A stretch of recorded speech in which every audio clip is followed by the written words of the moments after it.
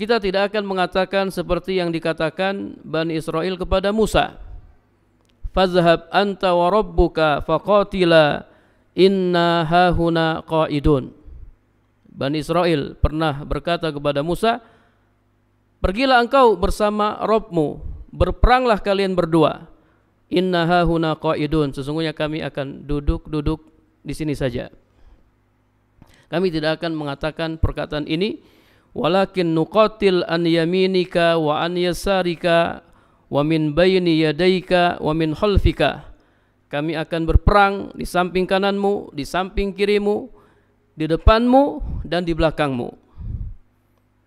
Ini usulan sahabat Abu Bakar, Umar dan Miqdad.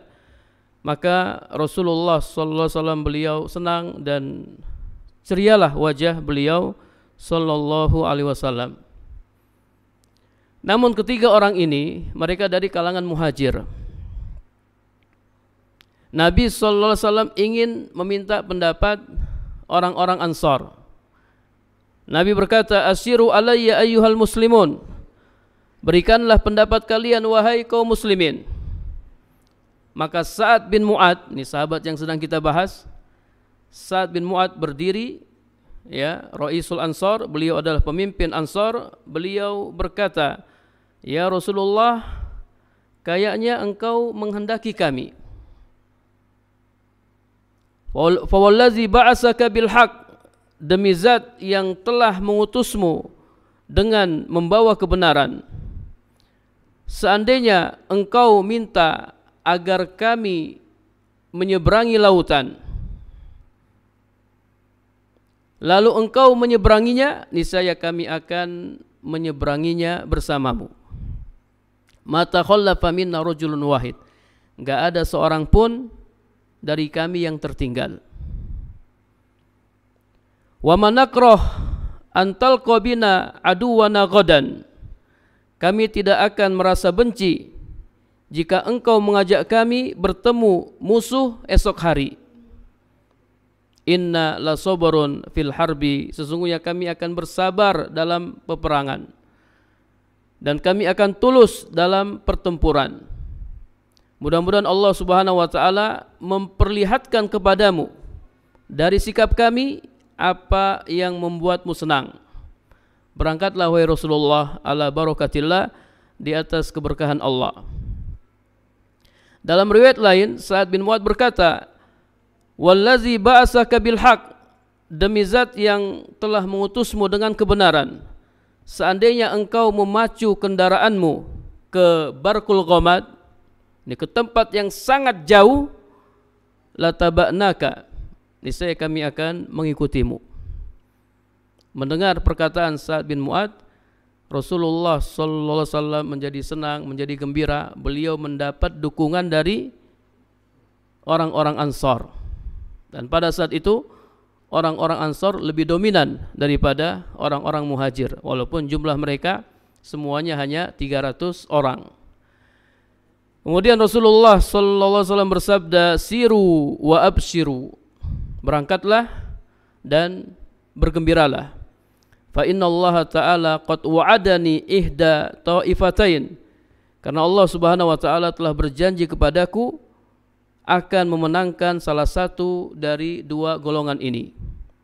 Wallahi laka'anni anzurul an ila masari'il qaum, demi Allah, ya, seakan-akan sekarang ini aku melihat tempat kematian mereka, tempat kematian orang-orang musyrik. Ini sikap Sa'ad bin Mu'ad di perang Badar. Masya Allah, beliau mendukung Rasulullah sallallahu alaihi wasallam. Bayangkan, walaupun jumlahnya hanya 300 orang dan jumlah musuh 1000 orang, beliau tetap mendukung. Kami akan berperang bersamamu. Ya, mungkin sebagian orang, ya, orang-orang yang lemah imannya, kalau seandainya kondisinya seperti ini, jumlah musuh lebih banyak, ya, daripada jumlah kaum muslimin, mungkin mereka mundur. Wah, kita bisa mati, ya, jumlah musuh terlalu banyak, 1:3. Mereka pun tidak mendukung Rasulullah sallallahu alaihi wasallam. Tapi Sa'ad bin Mu'ad tidak seperti itu. Ini di perang apa? Di perang Badar. Kemudian di perang Ahzab, Sa'ad bin Mu'adz juga punya sikap yang luar biasa. Di perang Ahzab, ya, perang Ahzab ini perang yang terjadi pada tahun ke-5 Hijriah. Para jamaah yang dirahmati Allah Subhanahu wa taala, perang Ahzab ini perang yang sangat besar karena jumlah musuh ketika itu 10.000 orang, sementara jumlah kaum muslimin hanya 3.000. Tuh bayangkan, 10.000 lawan 3.000. Yaqulu ahlu sayr, para ulama ahli sejarah berkata, inna isrina rajulan min sadatihim wa zu'amaihim kharaju ila Quraisy. Sesungguhnya 20 orang pemimpin Yahudi mereka pergi menemui orang-orang Quraisy. Jadi Yahudi, ya, Yahudi ini dikatakan oleh penulis hayyat wa auladul afai. Orang-orang Yahudi itu mereka adalah ular, ya, ular-ular yang berbisa, ya, mereka pengkhianat dan seterusnya. Sejak zaman dahulu. Bahkan Nabi Isa alaihissalam, alladzi sammahum al-Masih alaihissalam hayyat wa auladul afai. Orang-orang Yahudi mereka itu ular, ular-ular yang berbisa. Mereka para pengkhianat. Jangan percaya dengan orang-orang Yahudi.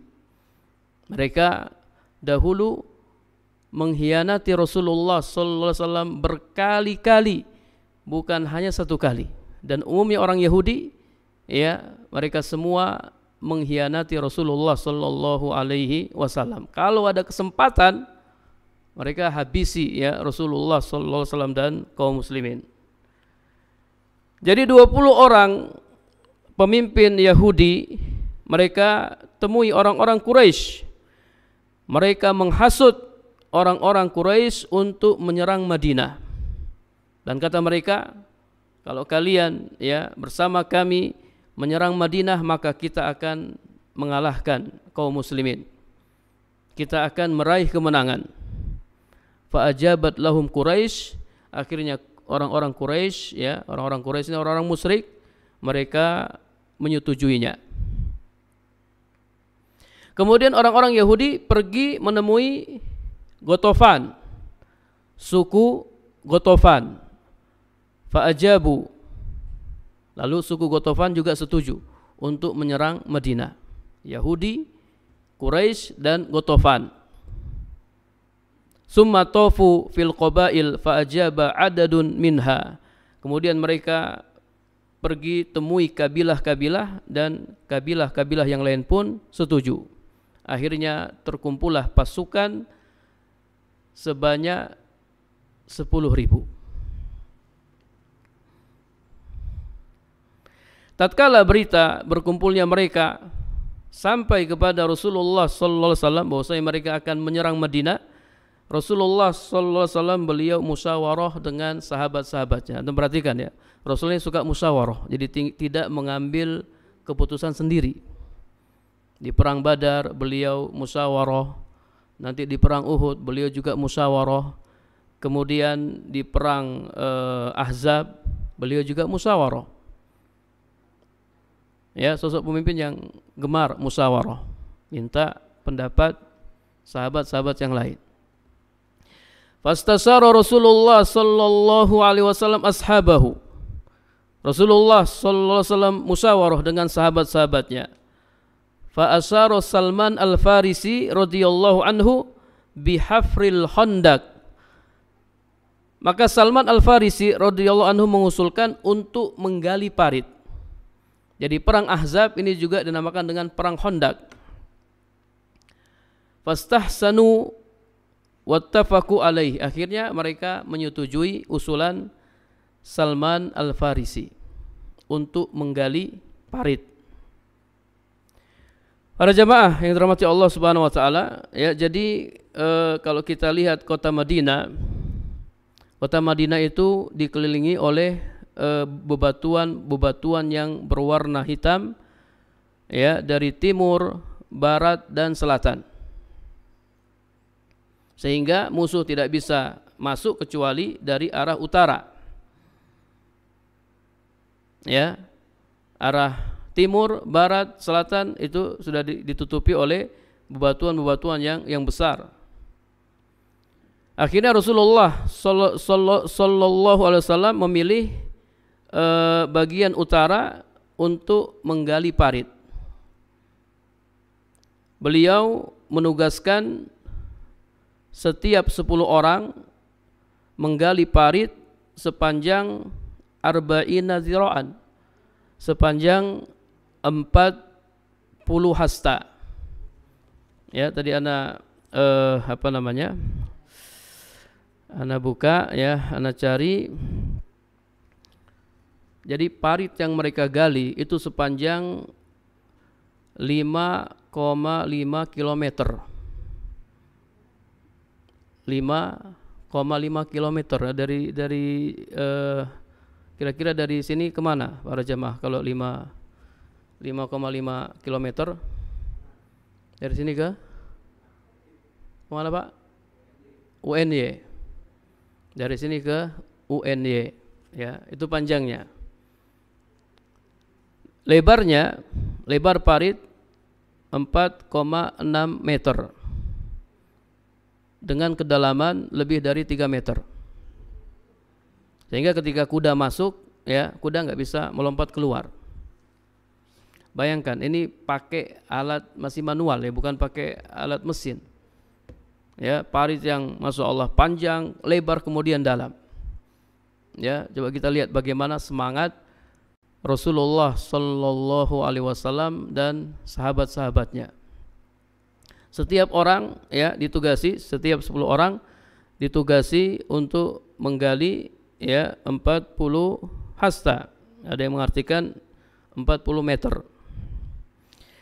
Dan Rasulullah sallallahu alaihi wasallam beliau ikut serta menggali parit dan mengangkat tanah. Ya, bukan berarti beliau Rasulullah kemudian beliau tidak ikut kerja, beliau ikut kerja. Ya, beliau ikut kerja. Kemudian, ya, ketika bekerja supaya semangat, mereka pun melontarkan syair. Ya, para sahabat melontarkan syair, lalu Rasulullah membalasnya.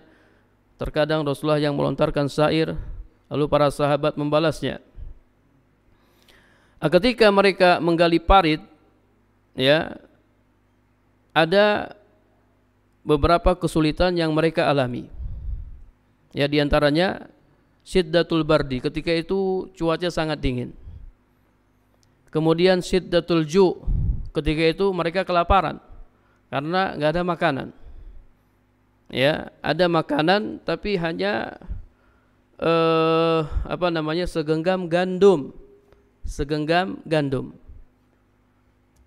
Kemudian dibuat, ya, namun mereka tidak bisa menelannya. Akhirnya mereka mengadu kepada Rasulullah sallallahu alaihi wasallam, ya, bahwasanya mereka kelaparan dan mereka memperlihatkan kepada beliau batu yang mereka ganjal di perut mereka. Masing-masing mengganjal satu buah batu. Fa'arahum ala batnihi hajrain. Ternyata Rasulullah sallallahu alaihi wasallam beliau juga kelaparan. Ya, beliau perlihatkan, beliau mengganjal di perutnya 2 buah batu. Antum masih 1 batu, ya. Ana 2 batu. Bayangkan, ya, para jemaah. Kita kalau kerja bakti mungkin ada makanan, ya, ada minuman, ya, sudah disiapkan ibu-ibu. Dulu enggak ada. Ya, enggak ada makanan. Sahabat Jabir bin Abdullah ketika melihat Rasulullah sallallahu alaihi wasallam kelaparan, ya, dia tidak tega. Akhirnya dia pulang ke rumahnya, zahaba bahimatun lahu, dia sembeli 1 ekor kambing miliknya. Kemudian dia suruh istrinya untuk membuat roti dari 1 sok gandum. Ya, 1 sok itu, ya, kurang lebih seperti ini, ya, 1 sok gandum. Ini setengah sok, Ini 1 sa'. Hanya sedikit.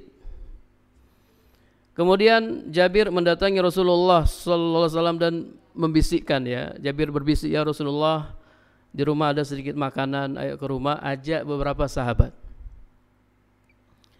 Faqama Rasulullah sallallahu alaihi wasallam bi jami'i ahlil Khandaq. Ternyata Rasulullah sallallahu alaihi wasallam beliau berdiri, terus beliau umumkan kepada seluruh sahabat yang menggali Khandaq, "Ya ahlal Khandaq, wahai orang-orang yang menggali parit, ayo kita ke rumah Jabir. Jabir masak makanan." Antum tahu ada berapa jumlah mereka? Ada 1000 ketika itu, 1000 orang.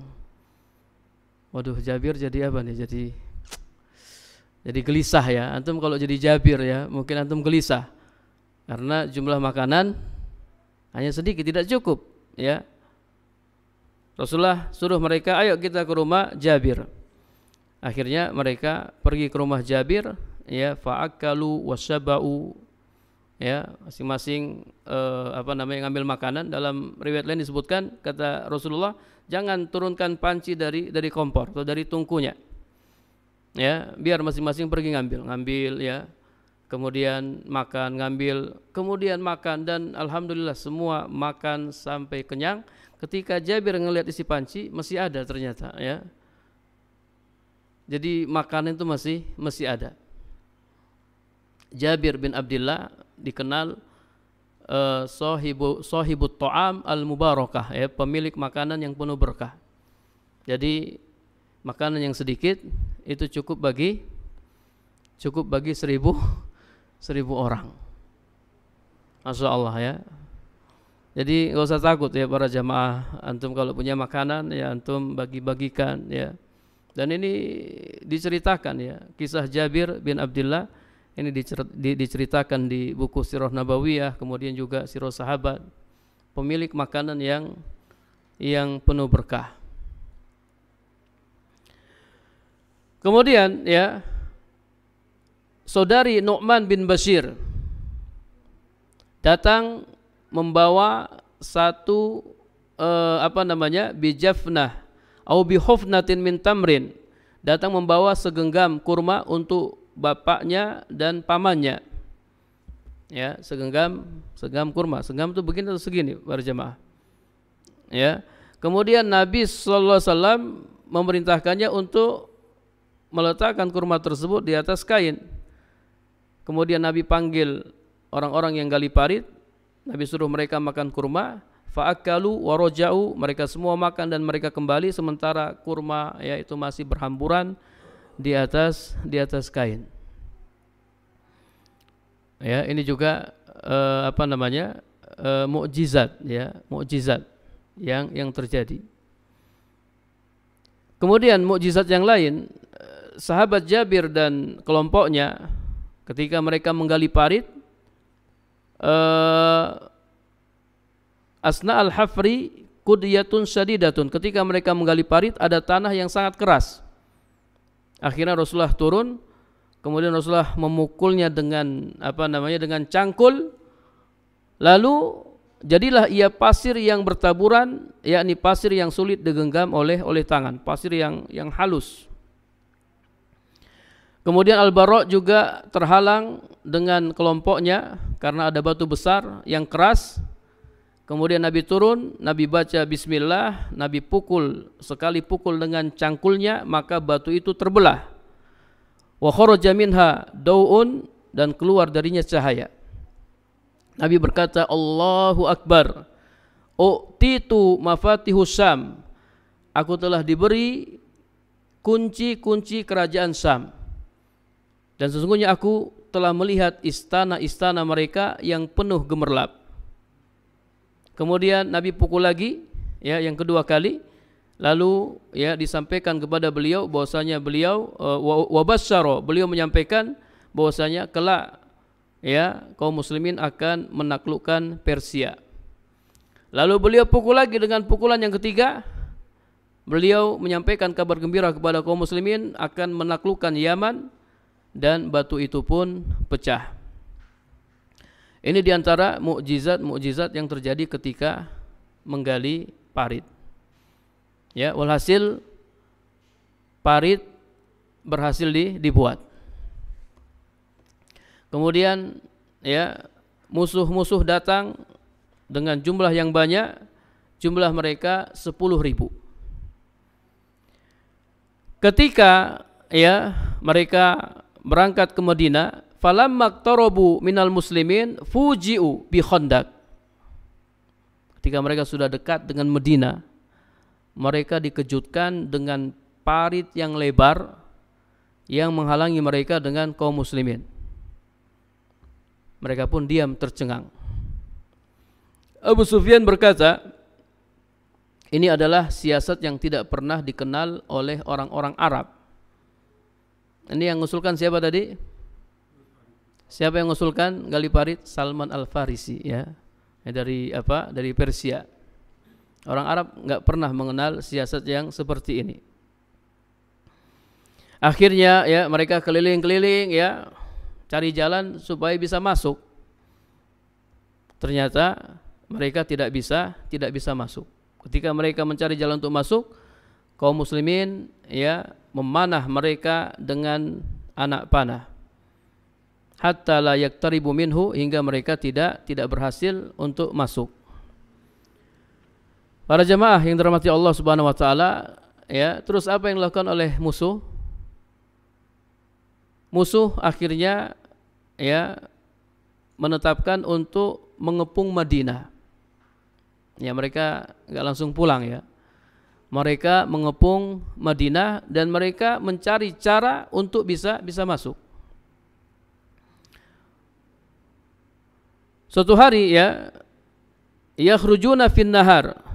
Mereka keluar, mereka berusaha untuk menyeberangi Khandaq, namun kaum muslimin menghalangi mereka. Dan ini terjadi ya dari pagi ya sampai sore. Mereka saling memanah, kemudian saling melempari dengan batu,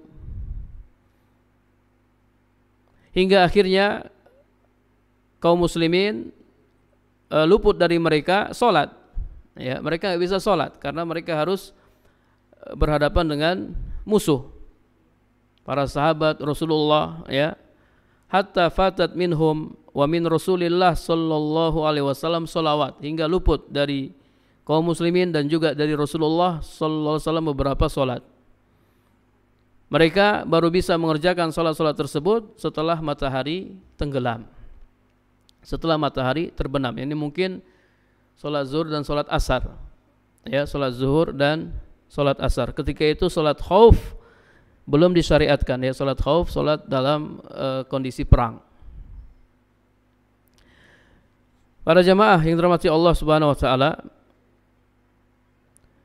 suatu hari kharaja nafarun min fawarisil musyrikin, ya, sekelompok pasukan berkuda dari kalangan orang-orang musyrik. Mereka berusaha untuk melewati parit, ya, di antara mereka ada Amr bin Abdi Wud, Ikrimah bin Abi Jahal, ketika itu Ikrimah belum masuk Islam, kemudian Dirar bin Khattab dan yang lainnya. Mereka cari tempat yang sempit, ya. Oh, ada parit yang tidak terlalu lebar. Kemudian mereka berusaha untuk masuk. Kuda-kuda mereka membawa mereka berputar-putar di tanah lapang yang berada di antara parit dan bukit Sila. Kemudian Ali bin Abi Thalib keluar, ya, untuk menghadapi mereka. Ali bin Abi Thalib ditemani oleh beberapa dari kaum muslimin. Fahala bainahum wa bainal makan allazi iktahamu minhu al-Khandaq.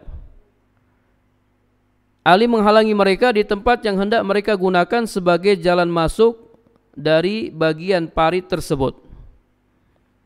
Akhirnya Amr bin Abdi Wud mengajak untuk duel. Dia seorang musyrik yang pemberani. Kemudian Ali bin Abi Thalib membuatnya marah. Akhirnya dia turun dari kudanya, lalu dia bertarung bersama Ali bin Abi Thalib. Ali bin Abi Thalib ini dikenal sahabat yang Masya Allah jago berduel, ya, Ali bin Abi Thalib. Fatajawala wa tasawwala hatta qatalahu Aliyun. Keduanya berputar-putar saling menyerang hingga akhirnya Ali bin Abi Thalib berhasil membunuhnya. Sehingga teman-temannya tadi ya, mereka ketakutan, mereka pun lari. Bahkan Ikrimah bin Abi Jahal ya, saking takutnya dia meninggalkan tombaknya. Walhasil mereka tidak berhasil. Mereka tidak berhasil. Di sisi lain ya, Bani Quraidah ini orang Yahudi yang tinggal di Madinah. Orang Yahudi yang tinggal di Madinah. Mereka didatangi oleh Huyai bin Akhtab, pemimpin Bani Nazir. Bani Nazir ini juga dari orang Yahudi yang sebelumnya melakukan pengkhianatan. Huyai bin Akhtab menyampaikan kepada Ka'ab bin Asad, pemimpin Bani Quraidah, kata Huyai bin Akhtab, ya, inilah waktu yang tepat untuk melakukan pengkhianatan. Di luar Madinah ada musuh yang siap menyerang, antum yang ada di dalam Madinah, ya, inilah waktu yang tepat untuk mengkhianati Rasulullah. Akhirnya Ka'ab bin Asad menyetujui untuk mengkhianati Rasulullah sallallahu alaihi wasallam. Yang awalnya ada perjanjian damai antara kaum muslimin dengan orang-orang Yahudi yang tinggal di Madinah, ini Bani Quraidah, akhirnya Bani Quraidah membatalkan perjanjian. Memang Yahudi itu pengkhianat ya. Orang-orang Yahudi itu pengkhianat. Kalau mereka punya kesempatan untuk menghabisi kaum muslimin, maka mereka akan menghabisi kaum muslimin. Ini sejarah ya, kita bicara sejarah telah membuktikannya. Para jamaah yang dirahmati Allah Subhanahu wa taala, posisi Bani Quraidah ada di selatan Madinah. Ya, sementara kaum muslimin ada di utara. Ya, mereka sedang menghadapi musuh. Dan di selatan Madinah itu ternyata ada para wanita dan juga ada anak-anak. Jadi Bani Quraidah ini dekat dengan para wanita dan anak-anak, sehingga al-khataru alaihim syadidan, bahaya yang akan menimpa mereka sangat besar. Akhirnya sampailah kepada Rasulullah pengkhianatan Bani Quraidah. Kemudian Rasulullah sallallahu alaihi wasallam beliau mengirim Maslamah bin Aslam bersama 200 orang dan Zaid bin Harisah bersama 300 orang untuk menjaga para wanita dan anak-anak. Kemudian beliau mengutus Sa'ad bin Mu'ad dan Sa'ad bin Ubadah bersama beberapa orang Ansar untuk mencari kejelasan berita tersebut. Apa benar Bani Quraidah melakukan pengkhianatan? Fawajadu al-Yahud, ya. Kemudian Sa'ad bin Mu'ad dan Sa'ad bin Ubadah ketika sampai ke tempat orang-orang Yahudi, mereka dapati orang Yahudi dalam kondisi yang paling buruk. Karena mereka mencela Rasulullah sallallahu alaihi wasallam terang-terangan. Mereka mencaci Rasulullah. Kata mereka, "Man Rasulullah?" Siapa Rasulullah? Kami tidak kenal dengan Rasulullah. "Man Muhammad?" Siapa Muhammad? Kami tidak kenal dengan Muhammad dan kami tidak pernah melakukan perjanjian dengan beliau. Berarti benar orang-orang Yahudi dari Bani Quraidah melakukan pengkhianatan. Berarti suasana semakin apa? Semakin genting para jamaah. Bayangkan, di luar ada 10.000 musuh dan di dalam ada pengkhianat ya, orang-orang Yahudi dari Bani Quraidah. Mereka ada di belakang, sementara Rasulullah ada di tengah. Ada di tengah. Hingga akhirnya kaum muslimin semakin ketakutan ya. Bahkan ada yang muncullah kemunafikan ya, dan seterusnya. Ini cobaan yang paling besar yang pernah dialami oleh kaum muslimin. Dan Allah Subhanahu wa taala sebutkan dalam Al-Qur'an, dalam surat Al-Ahzab ayat 10 sampai 11. Ijja'ukum min fawqikum wa min asfala minkum wa idzaghatil absar wa balaghatil qulubul hanajir wa tazunnuna billahi zununa hunalika ubtuliyal mu'minuna wa zulzilu zilzalan sadida. Ingatlah ketika mereka datang kepada kalian dari atas kalian dan dari bawah kalian, dan ketika tidak tetap lagi penglihatanmu dan hatimu naik menyesak sampai ke tenggorokan, dan kalian berprasangka kepada Allah dengan persangkaan yang bermacam-macam. Udah, pokoknya ada yang berprasangka buruk kepada Allah dan seterusnya. Katanya kita akan menang. Mana buktinya? Ini kita sudah dikepung. Mereka berprasangka kepada Allah dengan persangkaan yang bermacam-macam. Ketika itu kaum mukminin diuji oleh Allah Subhanahu wa taala, wa zulzilu zilzalan sadida, dan mereka digoncang dengan goncangan yang sangat dahsyat. Ya, ada yang tetap istiqomah, ya, tetap yakin kepada Allah, dan ada yang langsung luntur keimanannya. Ya, terjadi kemunafikan. Banyak yang munafik, bahkan ada yang mengatakan apa yang Allah telah janjikan kepada kami, apa yang telah Rasulullah janjikan kepada kami itu hanyalah tipuan, semuanya enggak benar. Ini musuh sudah ada di depan kita, di belakang kita, ya, kita sudah mau dibunuh. Ya, dan seterusnya. Insyaallah nanti kita lanjutkan, ya, pada pertemuan berikutnya. Wallahu a'lam bishawab. Perang Ahzab ini perang yang cukup panjang, ya. Insyaallah nanti kita lanjutkan pada pertemuan berikutnya. Kita akhiri dengan doa kafaratul majlis. Subhanakallahumma wa bihamdika asyhadu an la ilaha illa anta astaghfiruka wa atubu ilaik. Assalamualaikum warahmatullahi wabarakatuh.